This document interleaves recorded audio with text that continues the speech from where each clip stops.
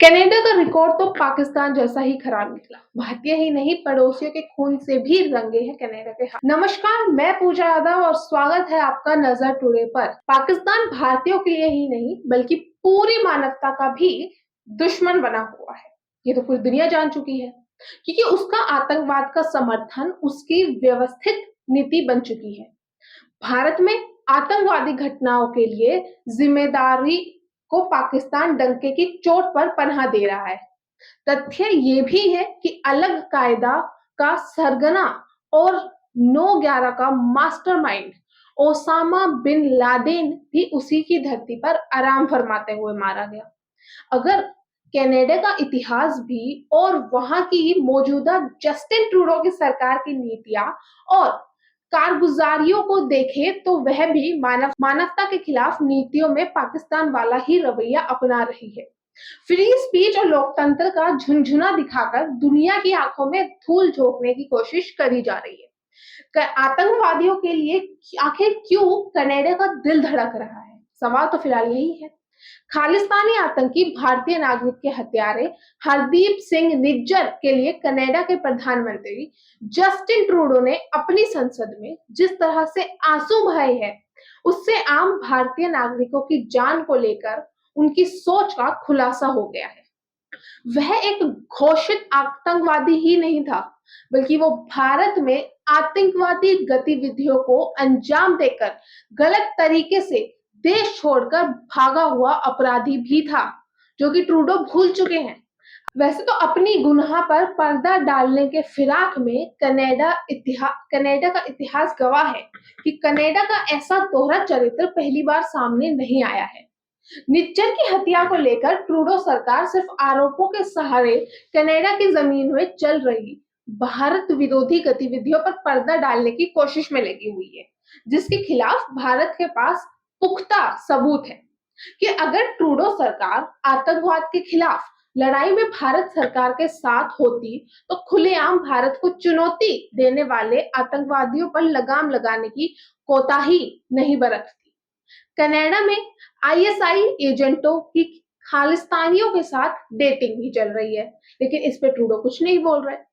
Media report के मुताबिक कुछ दिन पहले ही कनाडा के वैंकूवर में पाकिस्तानी खुफिया एजेंसी आईएसआई के एजेंटों ने भारत विरोधी एजेंडे को लेकर खालिस्तानी आतंकियों के साथ एक गोपनीय बैठक करी। खबरों के मुताबिक इस बैठक में सिख फॉर जस्टिस का सरगना गुरपवंत सिंह पन्नू भी मौजूद था, जो भारत के खिलाफ आए दिन जहर उगलता रहता है। इस बैठक में और ट्रूडो का वहां की संसद में दिए गए बयान की तारीख लगभग आसपास ही मानी जा रही है, क्योंकि भारत की बार-बार की चेतावनियों को नजरअंदाज करने की साजिश तो 1985 के विमान बम कांड में, जहां 329 लोगों के हत्यारों में अधिकतर कनाडा के नागरिक थे, जो कि लक्चर जांच की प्रक्रिया की वजह से बरी किए जा चुके हैं। क्या कनाडा की नजर में एक आतंकी की जान की कीमत अनेकों के बेकसूर भारतीय नागरिकों की जान से ज्यादा है? उसने अपनी जमीन में चल रहे ड्रग माफियाओं और आतंकियों के गिरोह पर आंखें मूंद रखने की नीति अपना रखी है। लेकिन भारत के बार-बार आगाह करने के बावजूद मानवता के दुश्मनों के खिलाफ उसकी सहानुभूति पूरी दुनिया के लिए एक चिंता का विषय बन चुकी है। लेकिन अब बात यह है कि पाकिस्तान वाला अंजाम भुगतने के लिए तैयार रहे कनाडा, क्योंकि कनाडा की सरकार किसी को राजनयिक शरण देने और आतंकियों को पनाह देने में फर्क करना भूल चुकी है। आज न कल कनाडा के हुक्मरानों की इन गलतियों की सजा कनाडा के नागरिकों को भी भुगतनी पड़ सकती है, जैसा कि कई मौकों पर पाकिस्तान के नागरिक भी महसूस करने लगे हैं, जिन आतंकियों को पाकिस्तान ने भारत के खिलाफ पाल पोस कर बड़ा किया, वो कई बार वही की आम जनता के लिए खतरा बनने लगे हैं। भारतीय ही नहीं, पड़ोसियों के खून से भी रंगे हैं।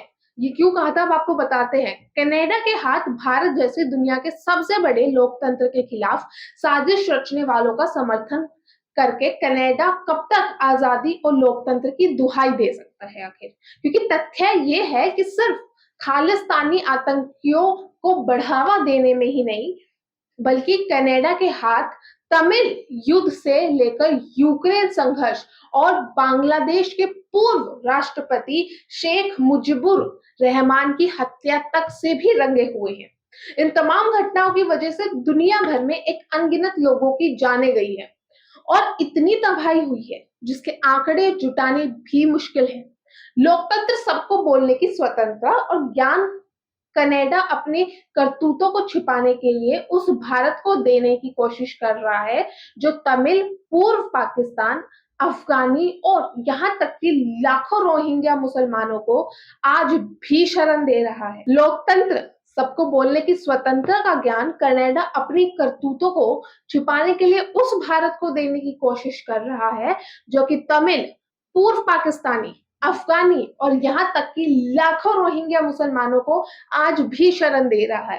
तो भारत को ज्ञान देने से पहले कनाडा को कहीं ना कहीं अपने और कनाडा के प्रधानमंत्री ट्रूडो को अपने गिरबान में झांकना चाहिए और ये देखना चाहिए कि वो अपने देश में कितनी शांति कर रहे हैं और कितने खालिस्तानियों को पनाह दे रहे हैं और फिर एक डिप्लोमेटिक रिलेशन के बारे में बात करनी चाहिए। फिलहाल ये तो बस इतना ही, लेकिन इस मामले से जुड़ी तमाम छोटी बड़ी खबरों के लिए आप जुड़े रहिए नजर टुडे के साथ। धन्यवाद।